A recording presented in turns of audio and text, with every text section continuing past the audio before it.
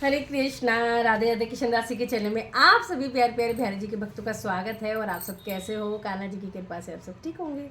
तो सभी को प्रबोधनी एकादशी की यानी कि देव उठनी एकादशी की ढेर सारी बहुत सारी वाली बधाई हो। और तुलसी विवाह की भी सबको बहुत सारी बधाई हो। तो चलिए जी कथा शुरू कर लेते हैं। पसंद आ जाए वीडियो तो लाइक शेयर कमेंट से करना है। तुलसी पत्ता हाथ में ले सकते हैं, तेल ले सकते हैं, फूल ले सकते हैं। ठीक है जी।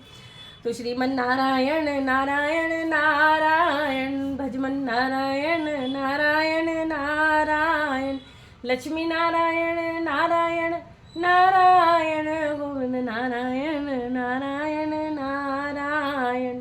बोलो लक्ष्मी नारायण भगवान की जय। श्री हरि विष्णु भगवान की जय। चलिए जी शुरू कर लेते हैं कथा। तो कार्तिक शुक्ला एकादशी को देवोत्थान होता है। इस दिन सारे घर को लीप कर पोत कर साफ करना चाहिए। आंगन में रंगोली बनानी चाहिए। रात्रि में परिवार के सदस्यों को भगवान विष्णु सहित सभी देवताओं की पूजा करने का विशेष महत्व है। इसके साथ ही घंटा या थाली बजाकर इस प्रकार कहें, उठो देवा, बैठो देवा, अंगूरिया चटकाओ देवा। इस दिन तुलसी और शालिग्राम जी का विवाह आयोजन भी किया जाता है। जिन दंपतियों को कन्या नहीं है वे तुलसी विवाह करके कन्यादान का पुण्य प्राप्त कर सकते हैं। युधिष्ठिर ने पूछा, श्री कृष्ण, मैंने आपके मुख से रमा एकादशी मास से सुना, लेकिन अब कार्तिक शुक्ल पक्ष में जो एकादशी होती है उसकी महिमा तथा उस व्रत में क्या फल मिलता है बताइए। भगवान श्री कृष्ण बोले, राजन, कार्तिक के शुक्ल पक्ष में जो एकादशी होती है उसका वर्णन स्वयं ब्रह्मा जी ने नारद जी से किया था, वही मैं तुमसे बतलाता हूँ। नारद जी ने कहा, पिताजी, जिसमें धर्म कर्म में प्रवृत्ति कराने वाले भगवान गोविंद जागते हैं उस प्रबोधनी एकादशी का महात्मा बतलाइए। ब्रह्मा जी बोले, हे नारद, एक संध्या को भोजन करने से 1 जन्म का, रात्रि में भोजन करने से 2 जन्म का तथा पूरे दिन उपवास करने से 7 जन्म के पाप नष्ट हो जाते हैं।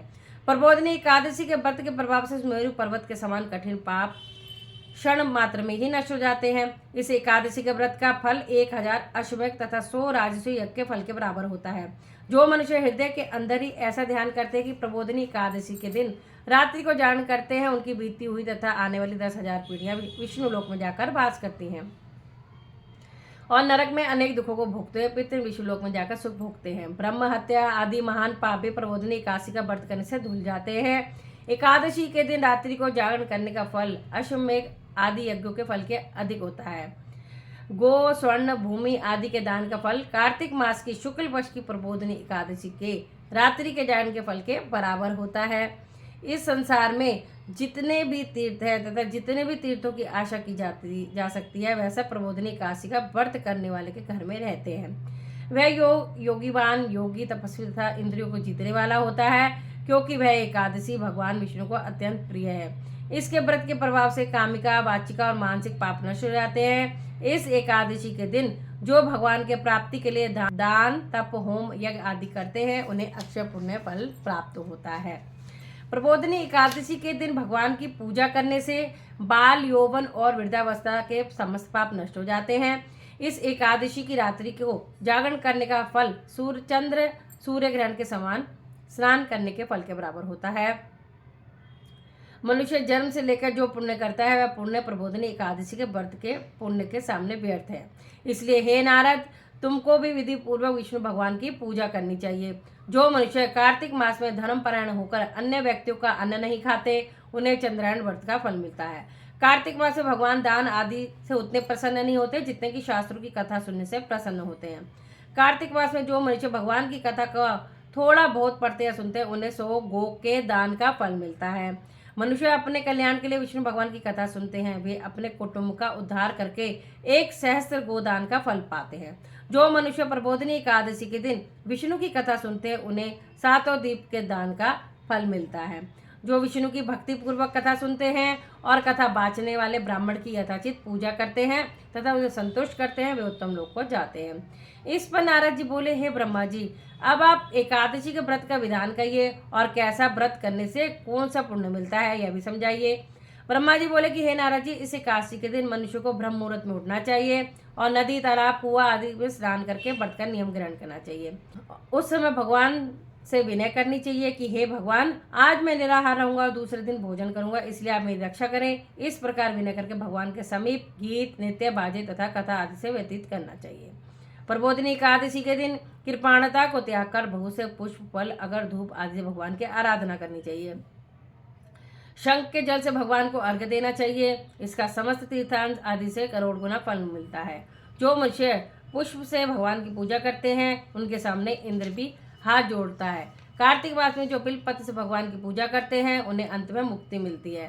कार्तिक मास में जो मनुष्य तुलसी जी से भगवान की पूजा करते हैं उन्हें 10,000 जन्म के समस्त पाप नष्ट हो जाते हैं। जो मनुष्य इस मास में श्री तुलसी जी के दर्शन करते हैं, छूते हैं, ध्यान करते हैं, रोपण करते हैं अथवा सेवा करते हैं, वे 1000 कोटि युग तक भगवान के घर में रहते हैं। समस्त कामना को पूरा करने वाले भगवान का कदम पुष्प को देखकर अत्यंत प्रसन्न होते हैं। यदि उसी कदम पुष्प पर पूजा की जाए तो यमराज के दुख को नहीं पाते। जो गुलाब के पुष्प में भगवान की पूजा करते हैं उन्हें मुक्ति मिलती है। जो मनुष्य बहुल और अशोक के फूलों से भगवान की पूजा करते हैं वे अत्यंत काल तक शोक से रहित होते हैं। जो मनुष्य विष्णु भगवान की सफेद और लाल कनेर के फूलों से पूजा करते हैं उन पर भगवान अत्यंत प्रसन्न होते हैं। जो मनुष्य विष्णु भगवान की दुर्वा दल से पूजा करते हैं वे पूजा के फल से 100 गुना फल अधिक पाते हैं। जो भगवान के समीप पत्र से पूजा करते हैं वे भगवान यमराज के मार्ग को सरलता से पार कर जाते हैं। जो मनुष्य चंपक पुष्प भगवान विष्णु की पूजा करते हैं वे आवागमन के चक्कर से छूट जाते हैं। जो मनुष्य स्वर्ण का बना हुआ केतकी पुष्प भगवान पर चढ़ाते हैं उन्हें करोड़ों जन्म के पाप नष्ट हो जाते हैं। जो मनुष्य भगवान के पीले और रक्त वर्ण के कमल के सुगंधित पुष्पों से पूजा करते हैं उन्हें श्वेत द्वीप में स्थान मिलता है। इस प्रकार रात्रि में भगवान की पूजा करके प्रातःकाल शुद्ध जल की नदी में स्नान करना चाहिए। स्नान करने के पश्चात भगवान की पूजा करनी चाहिए। इसके बाद ब्राह्मणों को भोजन कराना चाहिए और दक्षिणा देकर आशीर्वाद लेना चाहिए। उसके उपरांत भोजन गो और दक्षिणा से गुरु की पूजा करनी चाहिए और ब्राह्मणों को बहुत सी दक्षिणा देकर नियम को छोड़ना चाहिए। जिस ब्राह्मण को भोजन करावे उसे स्वर्ण सहित बैल का दान करना चाहिए। जो मनुष्य यात्रा स्नान करते हैं उन्हें दही और शहद दान करना चाहिए। जो मनुष्य फल की आशा करते हैं उन्हें फल का दान करना चाहिए। तेल की जगह घी और घी की जगह दूध और अन्न में चावल दान करना चाहिए। जो मनुष्य इस व्रत में भूमि शयन करते हैं उन्हें सब वस्तुओं सहित श्वेया दान करनी चाहिए। जो मौन धारण करते हैं उन्हें स्वर्ण सहित तिल दान करना चाहिए। जो मनुष्य बालों को धारण करते हैं उन्हें दर्पण दान करना चाहिए। जो मनुष्य कार्तिक मास में नमक त्यागते हैं उन्हें शक्कर का दान करना चाहिए।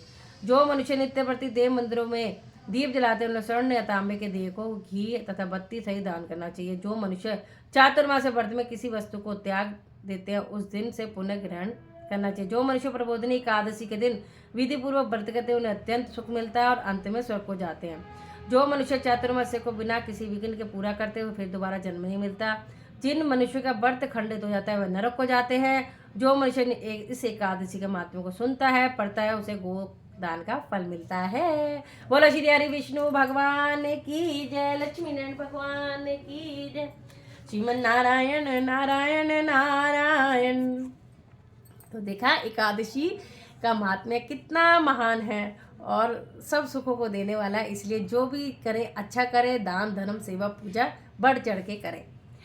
तो सभी एकादशियों के नाम ले लेती हूँ। उत्पन्ना एकादशी, मोक्षदा एकादशी, सफला एकादशी, पुत्रदा एकादशी, शर्तिला एकादशी, जया एकादशी, विजय एकादशी, आमल की एकादशी, पाप मोचनी एकादशी, कामदा एकादशी, बरुधनी एकादशी, मोहिनी एकादशी, अपरा एकादशी, निर्जला एकादशी, योगिनी एकादशी, देवशनी एकादशी, कामिका एकादशी, पुत्रदा एकादशी, अजय एकादशी, जो परिवर्तनी एकादशी, इंदिरा एकादशी, पापन कुंशा एकादशी, रमा एकादशी, जो आज है जो प्रबोधनी एकादशी कार्तिक की शुक्ल पक्ष की। ठीक है, और बताना कैसी लगी वीडियो। जय जय श्री राधे।